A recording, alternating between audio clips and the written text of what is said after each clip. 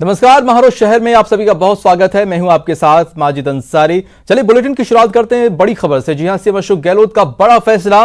Police विभाग में चतुर्थ श्रेणी में सीधी भर्ती। चतुर्थ श्रेणी के 326 पदों पर सीधी भर्ती होगी। सीएम ने भर्ती के प्रस्ताव को मंजूरी दी है। आरएसी बटालियन और कंपनी मुख्यालयों पर भर्ती होंगी। तो बड़ी खबर, सीएम अशोक गहलोत का बड़ा फैसला। पुलिस विभाग में चतुर्थ श्रेणी में सीधी भर्ती होगी। जी हां, 326 पदों पर यह सीधी भर्ती होगी। आरएसी बटालियन और कंपनी मुख्यालयों पर यह भर्तियां होंगी। सीएम ने भर्ती के प्रस्ताव को मंजूरी दे दी है। तो बड़ा फैसला सीएम अशोक गहलोत का, 306 पदों पर सीधी भर्ती होगी। आरएसी बटालियन और कंपनी मुख्यालयों पर यह भर्तियां होंगी। सीएम ने भर्ती के प्रस्ताव को मंजूरी दे दी है। आपको बता दें कि पुलिस विभाग में चतुर्थ श्रेणी में सीधी भर्ती होगी। बड़ी खबर, सीएम अशोक गहलोत का बड़ा फैसला।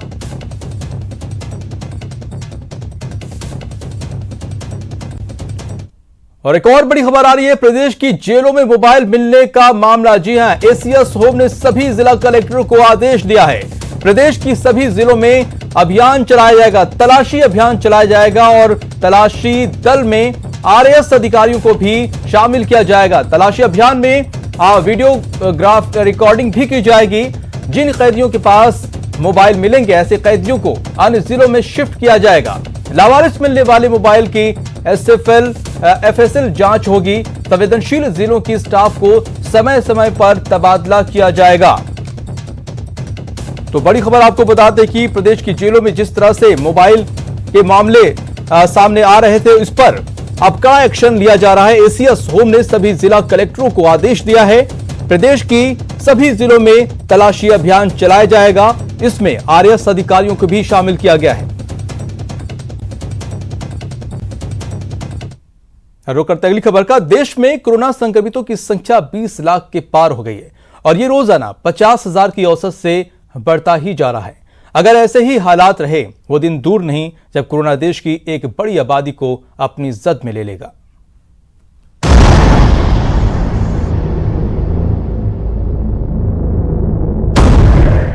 महीनों बीत जाने के बावजूद देश में कोरोना के संक्रमण की रफ्तार कम नहीं हो रही है।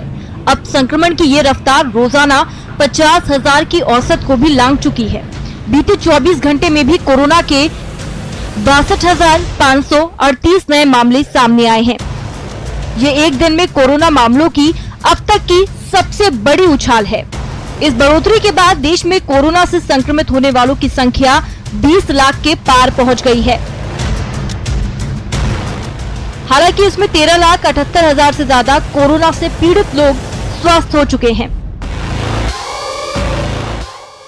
बात राज्यों के हालात की करें तो बिहार में अब तक 68,000 से ज्यादा लोग कोरोना से संक्रमित हो चुके हैं। हालांकि इसमें 43,000 से ज्यादा लोग इलाज के बाद स्वस्थ हो चुके हैं।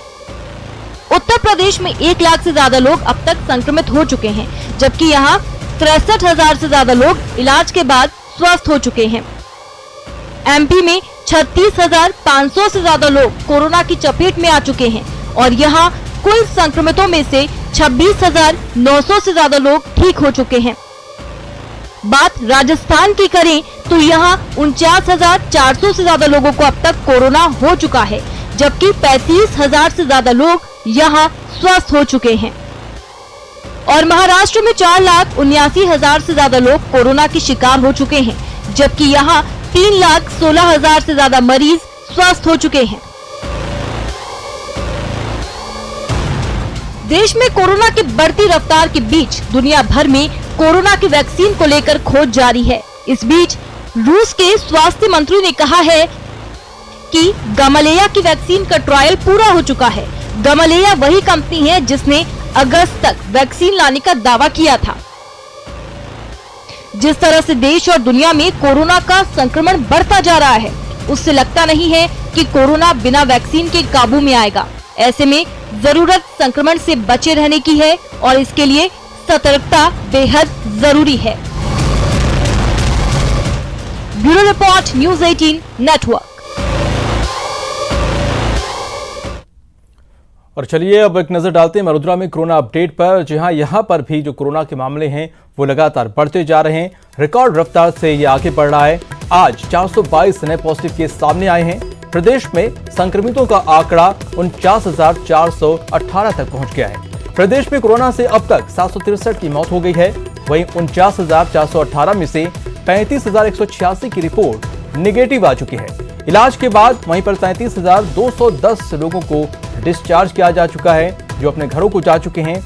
वहीं आज 55 केस रिकवर हुए हैं और 48 लोगों को डिस्चार्ज किया गया है।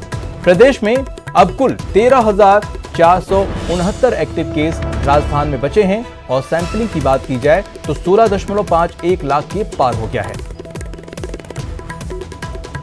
तो जिलेवार तरीके से भी आप देख सकते हैं कि क्या कुछ स्थिति है कोरोना की। हर जिले में आप देख सकते हैं कि कोरोना की जो रफ्तार है वो बढ़ती हुई नजर आ रही है।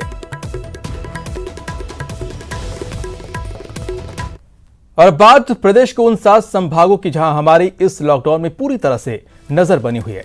आप अपनी टीवी स्क्रीन पर जयपुर, जोधपुर, उदयपुर, कोटा, बीकानेर, अजमेर और भरतपुर की तस्वीरें देख रहे हैं।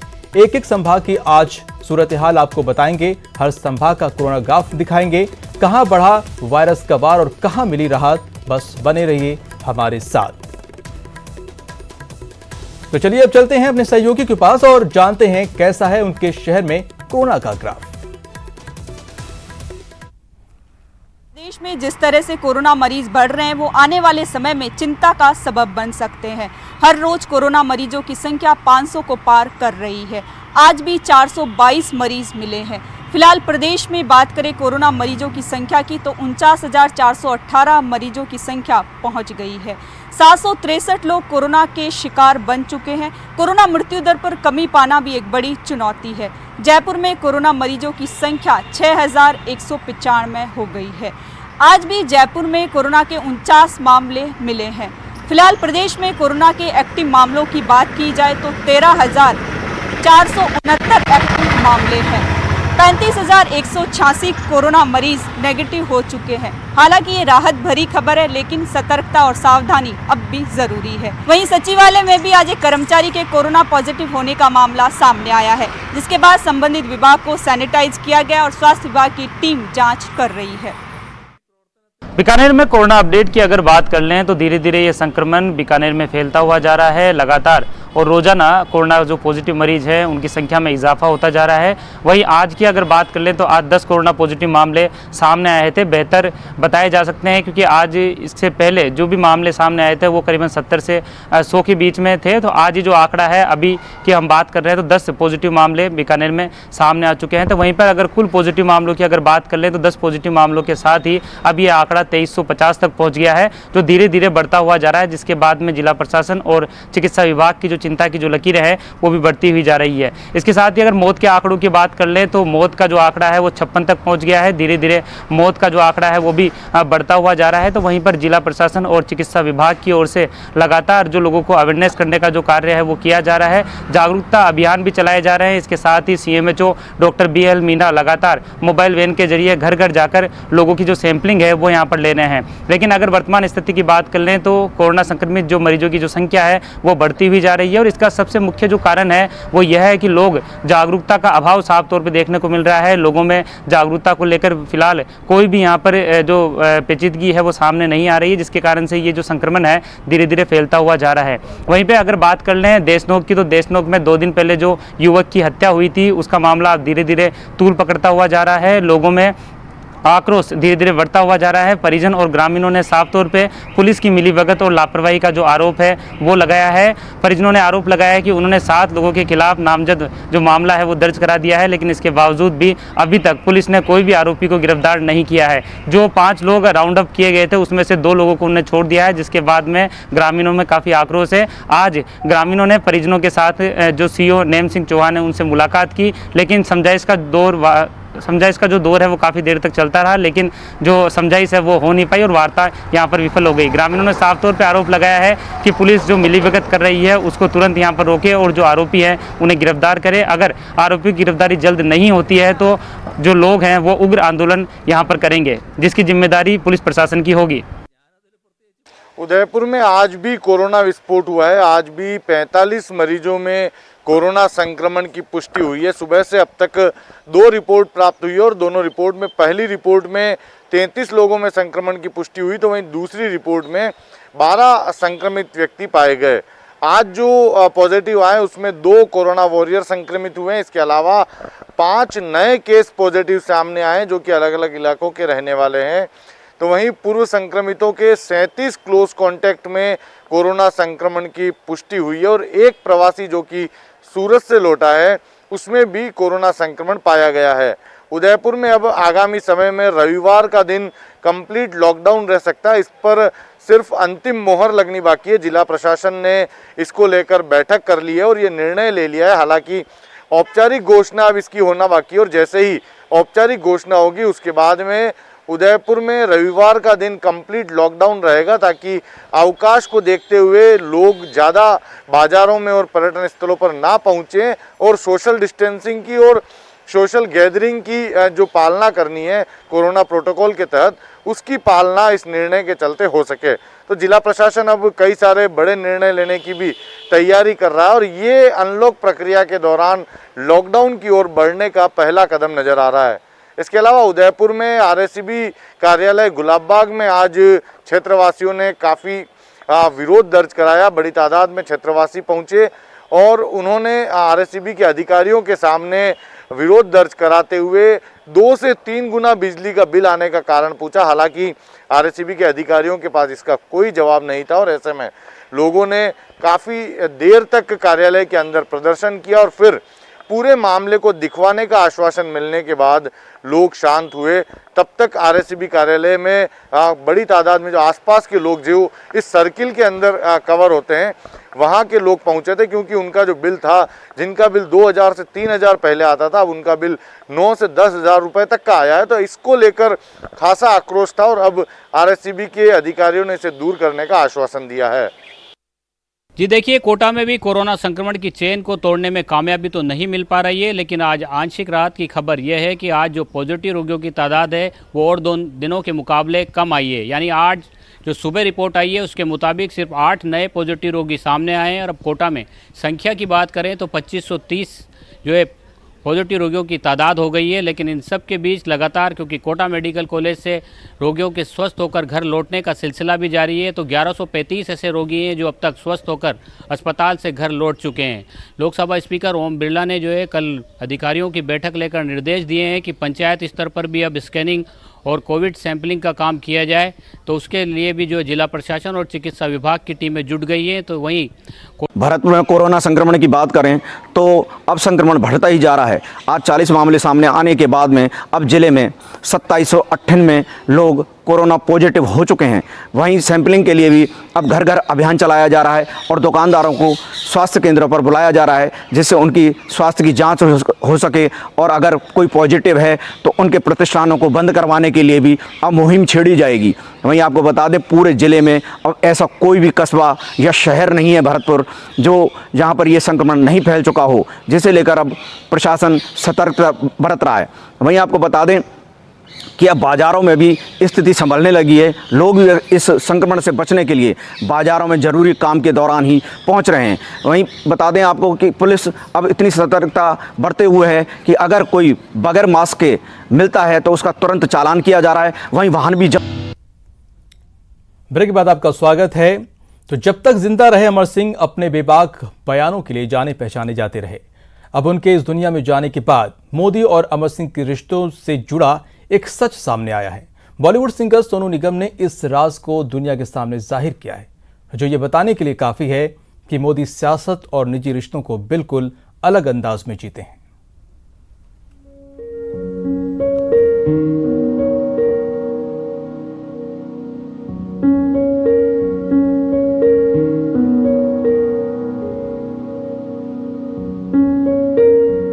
अमर सिंह जी अब इस दुनिया में नहीं हैं, लेकिन अमर सिंह और मोदी के सियासी रिश्तों की एक ऐसी सच्चाई सामने आई है जिसे सुनकर आप भी कहेंगे सियासत सिर्फ मतलब परस्ती का नाम नहीं।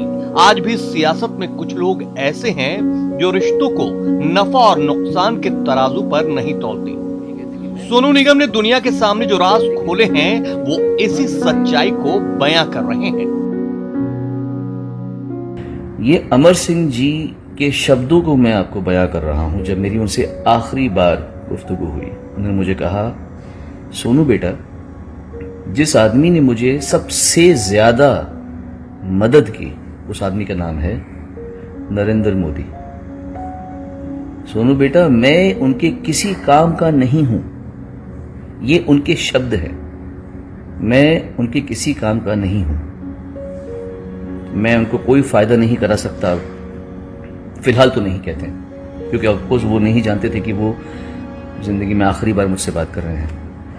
वो ये कहते कि मैं इस समय उनके किसी काम का नहीं हूं, लेकिन अगर वो मुझे मदद ना करते तो मुझे कम से कम 5 करोड़ रुपए खुद के खर्च करने पड़ते, इनकी मदद अगर ना होती तो। दुनिया की रवायत और पुरानी कहावत है कि उगते सूरज को सब नमन करते हैं, लेकिन डूबते सूरज से मुंह मोड़ लेते हैं। सिंगापुर में अमर सिंह का सूरज भी जब डूब रहा था तो तमाम अपनों ने उनसे मुंह मोड़ लिया था, लेकिन काम वो आए जिनका अमर सिंह ने ताउम्र सियासत में मुखालफत किया था। उन्होंने मुझे एक बात कही जो मैं आपसे शेयर करना चाहता हूं। आपको बताना चाहता हूं कि राजनीति के पीछे की कहानी ये है। अमर सिंह जी थे समाजवादी पार्टी के साथ में, उनके one of the biggest pillars. इसका मतलब अगेंस्ट बीजेपी, अगेंस्ट मोदी। पूरा इनका जो कार्यकाल रहा होगा वो अगेंस्ट बीजेपी, अगेंस्ट मोदी रहा होगा। उसके बाद में समाजवादी पार्टी से अलग हो गए। जब इनको बीमारी हुई, जब इनको किडनी का इश्यू हुआ, मुझे सोच के भी बड़ा अजीब लग रहा है कि मतलब लोग इतनी अच्छाई भी दुनिया में होती है और हम उसकी बात नहीं करते। ये अमर सिंह जी के शब्दों को मैं आपको बयां कर रहा हूं। जब मेरी उनसे आखिरी बार गुफ्तगू हुई, उन्होंने मुझे कहा, सोनू बेटा, जिस आदमी ने मुझे सबसे ज्यादा मदद की उस आदमी का नाम है नरेंद्र मोदी।